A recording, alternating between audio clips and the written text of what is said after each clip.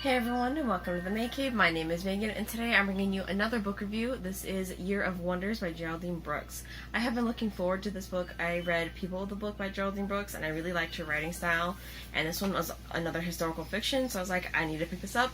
It's been sitting on my shelf for a while, and I finally read it last month. So I decided there's enough I want to talk about this, and I'm probably going to do a review here. It may turn out to be a mini review, depending on how long this is, but hey, a mini review just means it's shorter. So, this book is, like I said, historical fiction. It's set in the year 1666, which is the year of the plague, and it's in a small village in England, and basically what happened is a bolt of cloth had been carrying the plague. Someone who was obviously carrying it came to the village and stayed for a while, and then that person died of the plague, and then a lot of other people in the village got sick, and they ended up deciding to quarantine themselves into their own village, and they made this pact with the local villages that if they stayed where they were in their own village and didn't go off and spread the plague, then the local villagers would leave them supplies. They had this one marking spot where they would leave, the person would leave the supplies, someone else would come and pick it up, so on and so forth, and then you could do letters and that kind of thing. It's a really interesting book. I enjoyed it. The prose is beautiful. There are two particular scenes that I really want to read out to you guys that I will later. I like the main character, Anna Frith. It's told from, this is actually based on a true event that happened in time that we don't know a lot about, but the author, of course, filled in the pieces.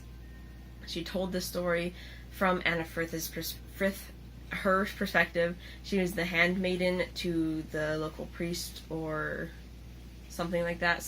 He was a religious guy. He was a priest of some sort, or a pastor, I think. And she didn't live with them. She wasn't like their slave or anything, but she did have her own family and everything.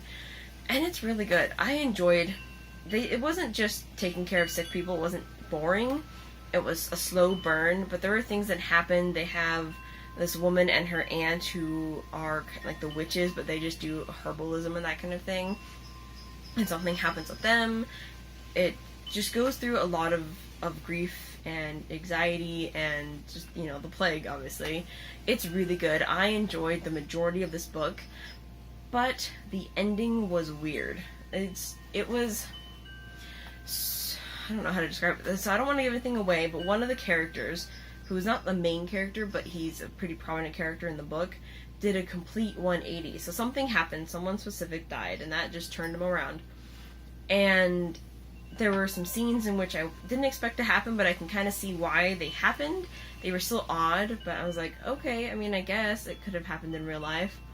But then he said some things after this in one particular scene that just, it's like his personality just switched a complete 180 from what he was to what he is now, and it was so odd. There was nothing to see it coming, no clue whatsoever, and I didn't like it at all. It was weird, and it made Anna do something that I don't think she would have done otherwise, which gave the ending of the story this completely different tone. I liked the ending, not that character's switch, but what she did after the plague year ended. I enjoyed it, but it felt like a different story altogether. So if that ending had been fleshed out on its own story, it would have been very interesting, but connected to this year of plague just was really odd. So as much as I liked the ending, it just didn't connect with the book well. I would still suggest reading the book and deciding for yourself what you feel. And I did enjoy the ending, but it just was a little odd. It didn't fit with the rest of the book as odd. But let's just get into the quotes. I have two sections that I want to show you. The first section is on page 67, and it's just a really nice scene. It's a very beautiful scene, and I'm going to read you about 3 paragraphs worth.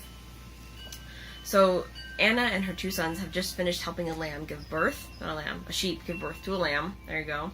And they come across a stream, and they decide to spend part of their afternoon there, and it's a really nice day. We left them, the mother licking the remains of the yellow sack off her baby's fleece, and wandered from the field into the copse where the stream runs, to wash the blood and muck from our own hands and clothes. The water bubbled and sang over the layers of shale. Because the day was warm, and we were hot from our efforts, I stripped Jamie down to his skin and let him splash naked while I rinsed his smock and my pinafore and flung them over a bush to dry. I had unpinned my whisk, untied my cap, and pulled off my hose.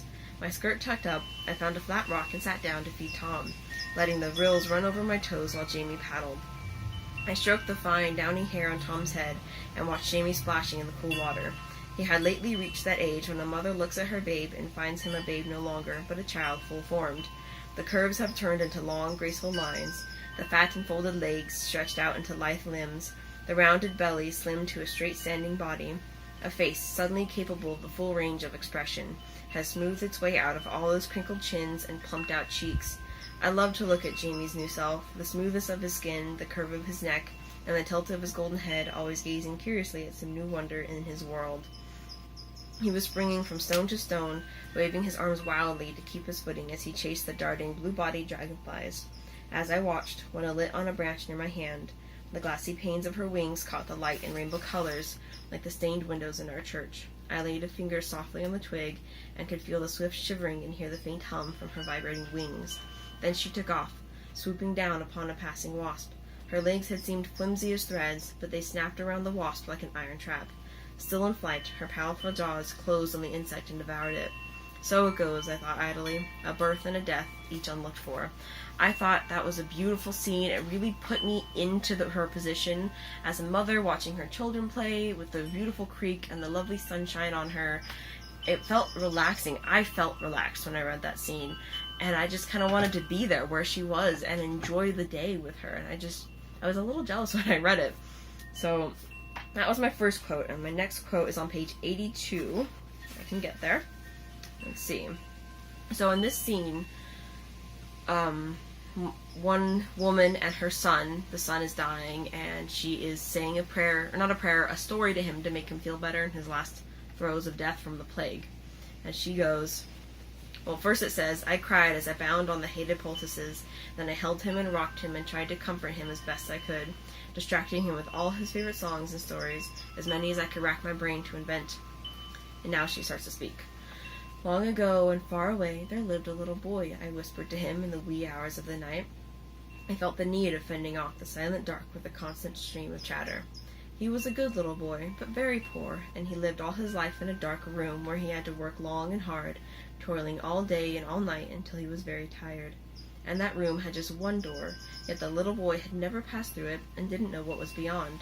And because he didn't know, he was afraid of the door, and though he longed to know what was there outside his room, he never had the heart to lift his hand and turn the knob and see. But one day a bright angel appeared to the little boy, and she said to him, It's time. You've been very good, and you've done your work well. Now you can set it aside and come with me. She opened the door, and beyond was the most beautiful, sunny garden the boy had ever seen. There were children there, laughing and playing, and they took the little boy by the hand and showed him all the wonders of his new home. And so he lived and played in that golden light for ever, and nothing ever hurt him again. His eyelids flickered and gave me a wan smile. I kissed him and whispered, Don't be afraid, my darling. Don't be afraid.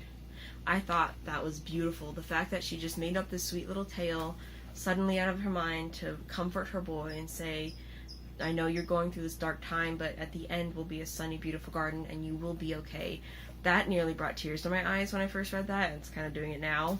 I thought that was the sweetest scene. I really loved it, and those two scenes really show the prose of this book and really are the happiest moments in this book. Even though that second one, she's watching her son die, it was still a really sweet, sad, tearful moment, and I loved it.